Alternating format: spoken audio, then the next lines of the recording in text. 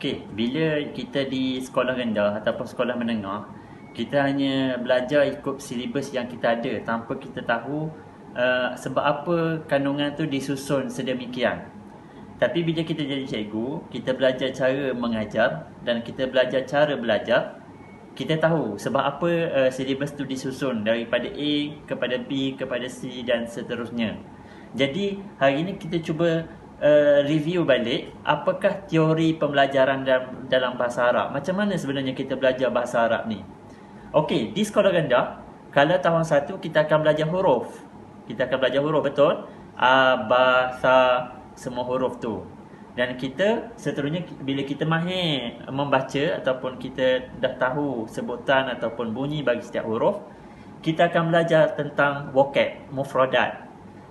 Apa itu abun, umun, kitun, baitun, semua tu kita akan belajar di tahap 1, mufradat. Kita pelbagaikan vocab, kita banyakkan perkataan-perkataan. Kita tak belajar lagi kaedah-kaedah, kita hanya tahu perkataan sahaja. Kemudian bila kita dah mahir ataupun kita dah ada beberapa perkataan, barulah kita berpindah kepada al-kalimat. Maksudnya abun itu mufradat. Tapi bila kita kata abun seorang, abani dua orang. Kalau jamak apa dia? Al-aba. Okey, itu yang kita akan belajar dalam al-kalimat. Kita belajar sama ada perkataan tu mufrad, singular, musanna, jamak, sama ada perkataan tu muzakkar ataupun muannas. Kita akan belajar dhamir, ana, anta, antuma, kitabuhu, kitabuhuma, kitabuhunna. Kita akan belajar adawat, kita akan belajar isim isyarah, zalika, hadha, hadhihi. Kita akan belajar adawatul istifham, ma, min, mata. Dan kita akan belajar adawatul nafi, la. Okey, itu adalah kita belajar dalam al-kalimat. Kemudian bila kita dah tahu ataupun kita faham konsep kalimat, kita akan mula untuk bina perkataan. Kita dah ada perkataan-perkataan tersebut dan kita faham konsep setiap perkataan. Kemudian barulah kita naik level seterusnya, macam mana kita nak gabungkan antara satu perkataan dengan satu perkataan lain. Contohnya macam mana kita nak gabung perkataan rumah dan perkataan luas. Macam mana kita nak gabungkan dua perkataan tu? Kita ada perkataan tapi kita tak tahu macam mana nak gabungkan antara dua perkataan.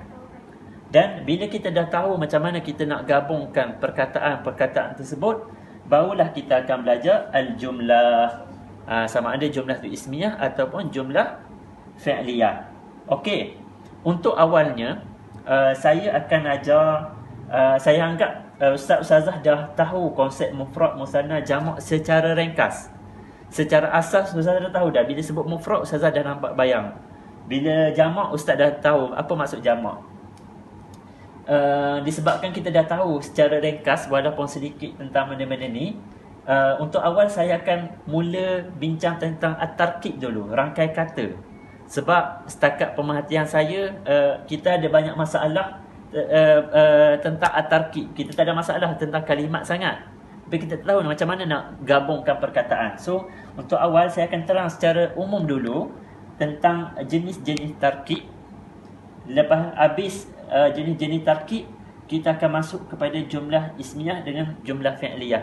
Sebab apa saya ajar nombor 3 dengan nombor 4 dulu? Sebab nanti bila kita baca contoh-contoh dalam pembelajaran al-kalimat ni, kita akan temu contoh-contoh yang ada bentuk-bentuk rangkai kata ni. Ada tarkib yudhafi, ada tarkib wasfi, ada jar wa majrur, ada jumlah ismiyah, ada jumlah fi'liyah.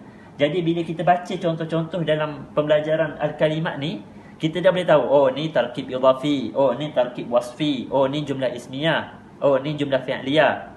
So kita boleh dah tadarrub, kita boleh latih diri kita untuk kenal pasti bentuk-bentuk rangkai kata dan bentuk ayat. Okey. Itu yang kita akan belajar. Sebab tu kelas pagi tadi saya terang tarkib dulu sikit. Saya tak terang kalimat sebab saya anggap kalimat ni dah tahu sikit-sikit. So saya terangkan tarkib dengan jumlah. Lepas tu kita akan balik semula kepada pembelajaran al-kalimat satu persatu, insya-Allah.